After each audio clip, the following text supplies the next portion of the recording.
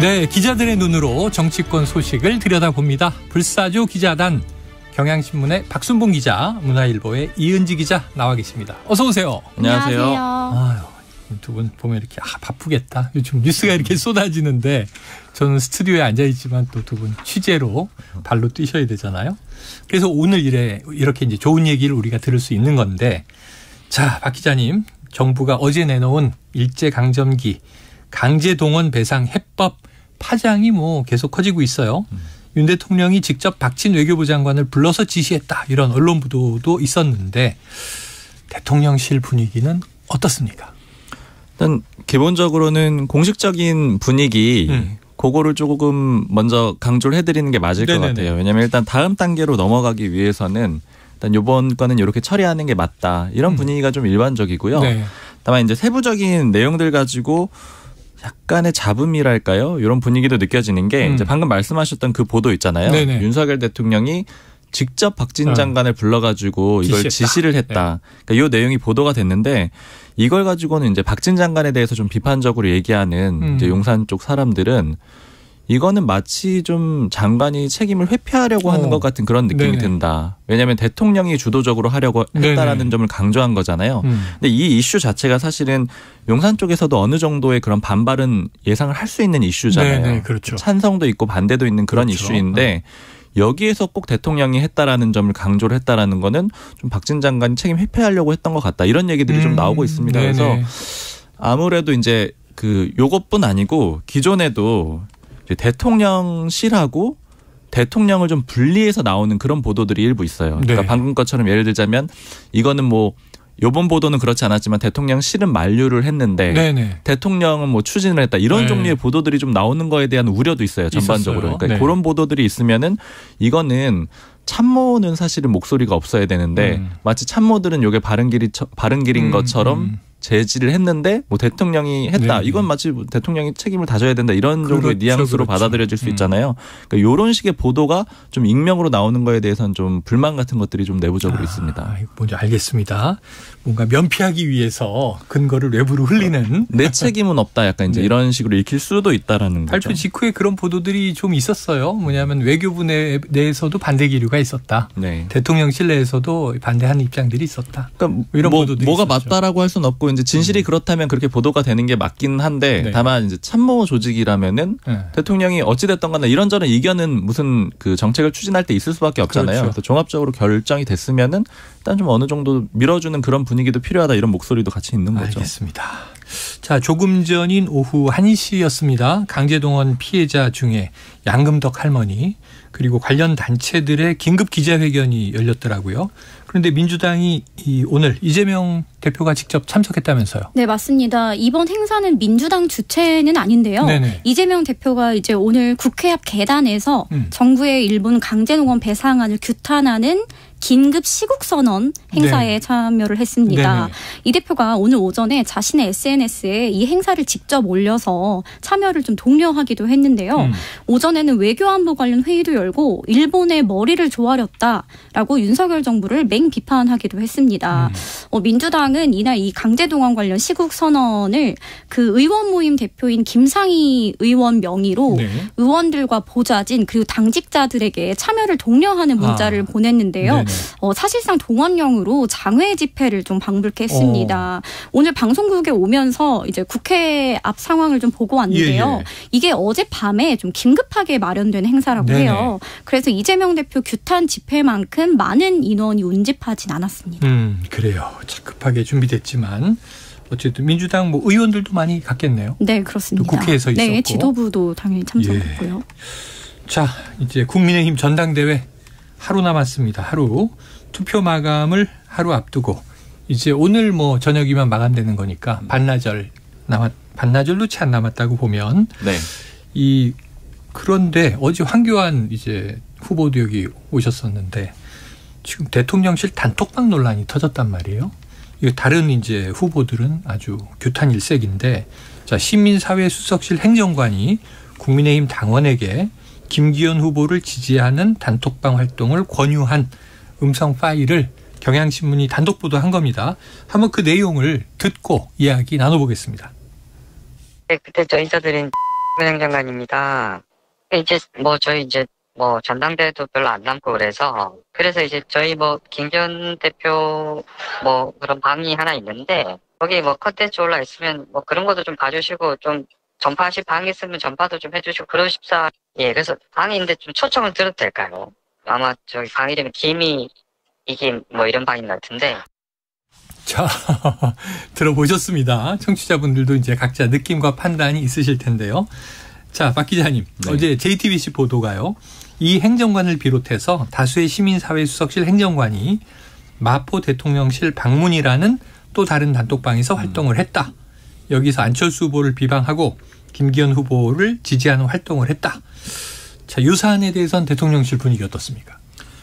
사실 전반적인 분위기를 좀 파악하기는 어렵고 왜냐하면 좀 입을 닫았다고 보시면 좋을 그렇겠네요. 것 같아요. 이번 사안에서 입을 닫았는데 사실은 제가 어제 그 시민사회 수석실 쪽의 사람을 원래 만나기로 돼 있었거든요. 점심 때 이제 약속을 했었는데 예지력 아니에요? 예지력? 아니 우연히 그런데 안 그래도 이제 물어봐야 되겠다 만나면은 그렇게 생각을 했었는데 오전에 연락이 와가지고 좀 외부 식사 같은 거 자제하라는 얘기가 있어가지고 못 보겠다. 그래서 이제 이렇게 미뤄졌어요. 이제 약속은 미뤄졌고 그리고 이제 좀 얘기를 안 해야 된다라는 그런 분위기가 좀 느껴지는 거고요. 그리고 어쨌든 그렇게 이제 얘기를 하면서 그래도 이제 그 사람은 그 안철수 후보가 이름을 좀 공개를 했잖아요. 네네. 행정관들의 이름도 네. 공개하고 관계자들의 이름도 공개를 했는데 거기에는 포함이 안 돼 있더라고요. 그래서 제가 그래도 다행히 이름이 없더라. 근데 좀 곤란한 상황이냐 이렇게 물어봤더니 하여튼 자신은 전혀 관여가 안 돼 있다라고 하더라고요. 네.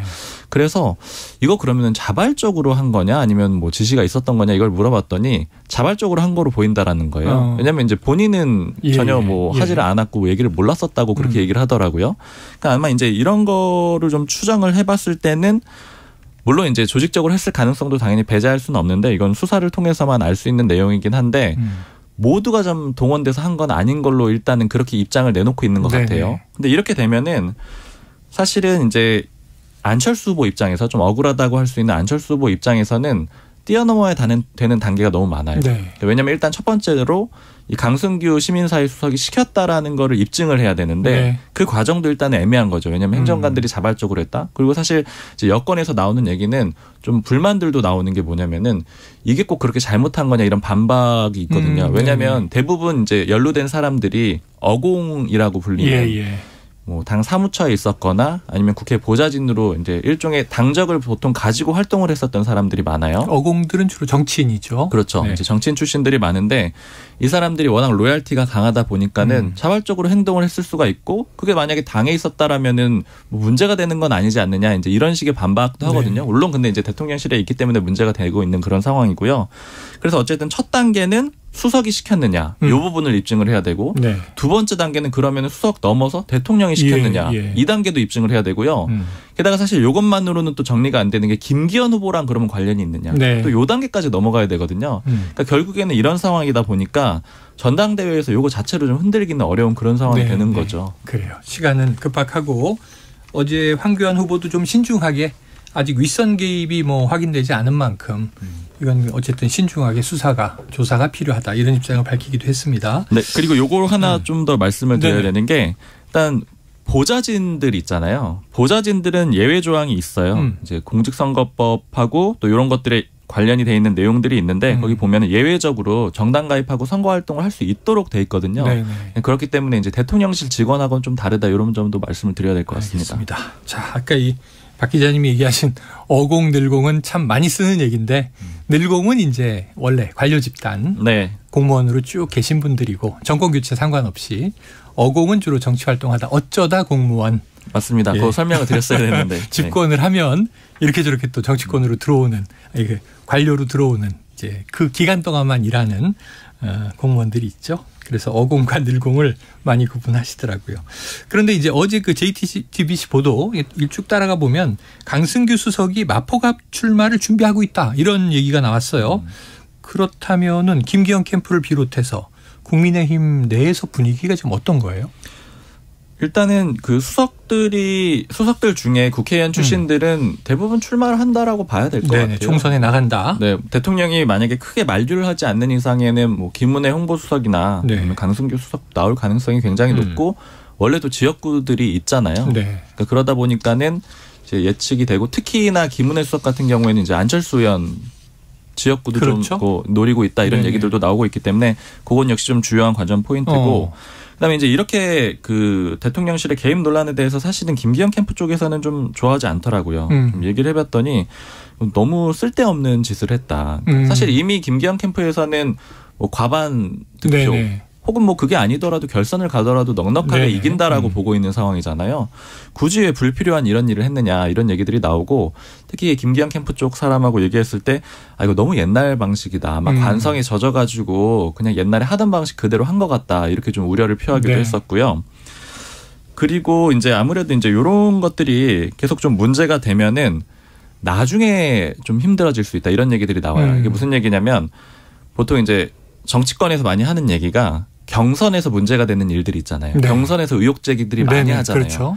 이게 경선의 결과를 바꾸진 못한다. 그러나 본선에서 그 안 좋은 영향을 끼친다. 그러니까 뭐 예를 들자면은 그 이명박 전 대통령하고 박근혜 전 대통령이 대선 후보 경선에 붙었을 네. 때 다스 같은 거 의혹도 서로 나왔던 터뜨렸죠. 거잖아요. 네, 서로 의혹들이 나왔고 그게 이제 나중에 대통령 집권기에도 계속해서 이제 이명박 전 대통령 같은 경우에는 발목을 잡았었고 네.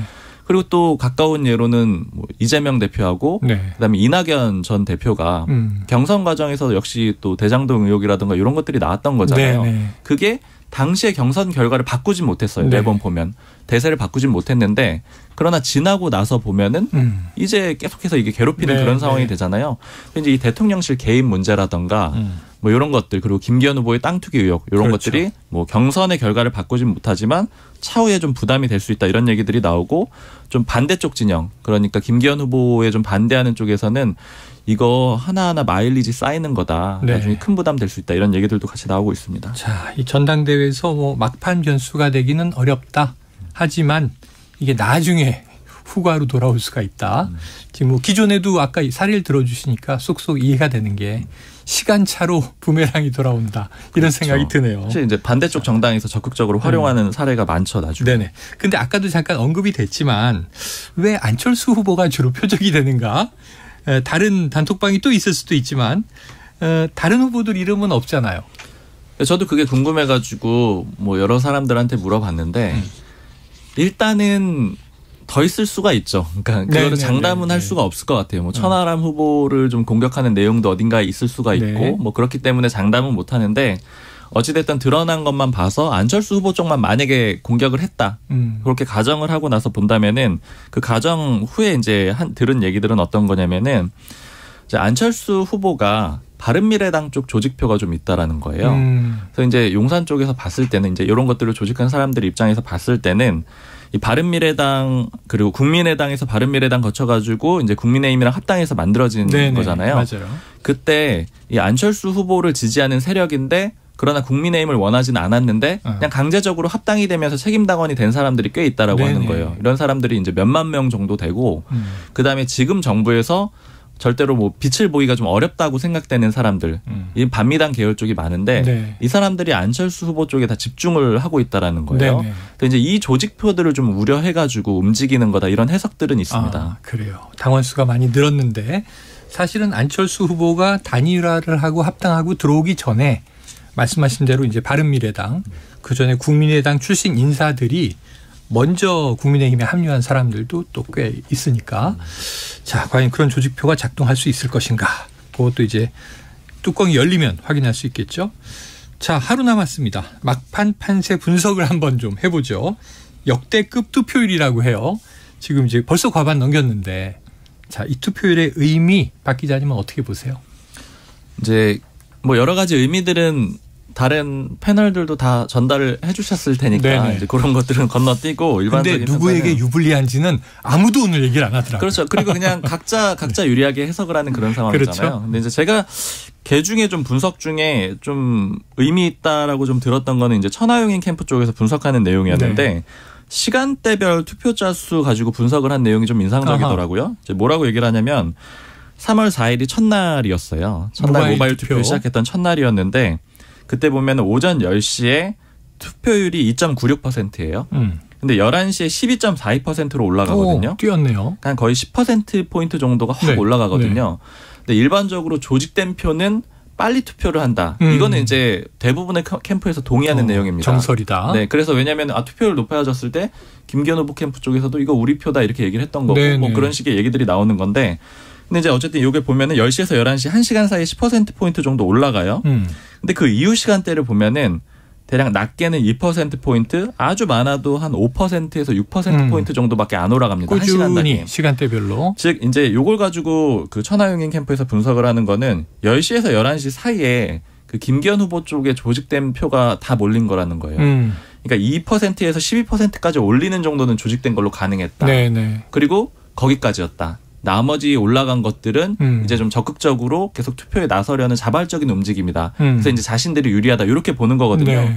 그래서 이제 그 표수를 한 10% 정도로 본다. 이런 점이 좀 유의미할 것 같습니다. 그래요. 그것도 아주 흥미로운 분석인데 어느 정도 맞을지 보죠. 자, 장해찬 청년 최고위원 후보, 이 블루법 레이싱, 뭐 또 웹소설 성적 대상화 논란 고발을 당했는데, 사실 청년 최고위원 후보가 이렇게 시끄러운 경우도 드뭅니다. 이것도 뭐 전략이라면 전략일까요? 네, 전략도 있고 구도상으로 또 이준석 전 대표가 이번에 참전해 있는 상황이잖아요. 맞아요. 그리고 뭐랄까요, 청년의 왕자 자리를 놓고 뭐 이준석 전 대표랑 장해찬 후보가 일종의 대결을 벌이는 그런 그림도 좀 일부 있는 상황이잖아요. 이 천하용인 캠프 쪽에서는 이 장해찬 후보 공격을 이제 아주 집중적으로 했는데, 이게 유효했다라고 하면서 하는 얘기가 뭐냐면은 적어도 김기현 후보하고 장해찬 후보의 디커플링에 상당히 좀 성공을 했다, 이런 표현을 쓰더라고요. 그래요. 그러니까 이게 어떤 의미냐면 지금 이제 김기현 후보를 지지하는 대다수의 국민의힘 당원들이 그 쌍으로 뽑잖아요. 일종의 러닝메이트처럼 청년 최고위원 후보는 장해찬 후보를 뽑으려고 하는 경향이 많았다라는 거예요. 그러니까 김기현 후보 뽑고 청년은 장해찬 뽑고 이런 식으로 했다라는 거죠. 그런데 이번에 집중적으로 공격을 하면서 그 좀 비호감도를 높여가지고, 이건 물론 천하용인 캠프의 분석입니다. 그 안 좋은 것들이 드러나게 되면서 김기현 후보를 뽑더라도 그 장해찬 후보를 뽑을지에 대해서는 좀 회의적으로 돌아서는 사람들이 생겼다라는 거예요. 이렇게 분리만 시켜놓은 것만으로도 상당히 유효하다. 그래서 지금 득표율을 좀 떨어뜨릴 수 있다, 이런 얘기들도 하고 있습니다. 네, 자, 전략이라면 전략일 수 있다. 근데 이제 반대로 좀 장해찬 후보 쪽에서는 그런 얘기들을 해요. 워낙에 그 이준석 전 대표에 대한 반감이 큰 사람들이 장해찬 후보를 뽑는다라는 거예요. 그래서 이제 웬만한 이런 의혹 제기에는 흔들리지 않는다, 이런 얘기도 같이 하고 있습니다. 이 또한 내일이면 드러날 사안입니다. 자, 민주당으로 가보겠습니다. 이재명 대표에 대한 체포동의안, 여진이 여전히 이어지고 있어요. 여진이 이어지고 있다가 아니라 전 더 커지는 것 같아요. 그런데 이제 비명계가 대표직 사퇴를 압박 중이다, 이런 기사도 적지 않게 눈에 띄고, 자, 실제 민주당 내부의 솔직한 분위기, 이 기자님 어떻습니까? 지금 기사로는 뭐 일부 비명계 의원들의 사퇴론이 이제 라디오 발언이라든지 아니면 익명의 전화 통화로 이렇게 기사에는 다뤄지고 있는데요. 사실 지금 보면은 공식적이거나 표면적이거나 집단적인 비명계 움직임은 없는 상황입니다. 말씀하신 것처럼 여진은 점점 더 커지고 있지만 일단 비명계는 숨을 좀 죽이고 있는 분위기고요. 이재명 대표에 대한 사퇴 요구도 조금 힘을 잃었습니다. 그 이유는 바로 당의 단일 대우가 깨진 후폭풍이 더 크고 지금 강성 지지층인 이른바 개딸들이 이 가결표 색출에 나서면서 조금 조심스러워하는 분위기인데요. 일례로 그 이 대표에게 공개적인 쓴소리를 많이 했던 의원이죠. 김종민 의원이 어제 라디오에서 이 대표가 방탄 논란을 벗기 위해서 이럴 때일수록 리더십을 발휘해야 할 때다. 그러한 리더십의 일환으로 뭐 자진 사퇴도 있을 수 있다, 이런 발언을 했는데, 기사가 김종민 의원, 뭐 이재명의 자진 사퇴 요구 이런 식으로 나니까 황급히 해명 문자를 기자들에 돌렸습니다. 그러니까 원론적인 이야기일 뿐이지 자기는 사퇴를 요구한 적이 없다. 그래서 실제로 확실히 비명계가 조금 움츠러든 분위기고요. 그리고 또 숨죽이고 있는 이유가 지금 총선이 1년도 더 남은 상태에서 지금 이재명 대표가 내려오는 것이 맞느냐. 특히 이번에 이제 이탈표 후폭풍으로 이러다가 집토끼도 잃게 되겠다, 이런 우려가 커지고 있는 게 사실이고요. 또 대안이 없는 상황에서 지금 이 대표 사퇴만으로 모든 게 일단락 되는 것도 아니잖아요. 그래서 최근에 비명계의 그냥 목소리를 보면 내년 총선 대안 아니면 향후 당의 뭐 로드맵 제시 이런 쪽으로 좀 돌려서 말을 하고 있습니다. 그래요.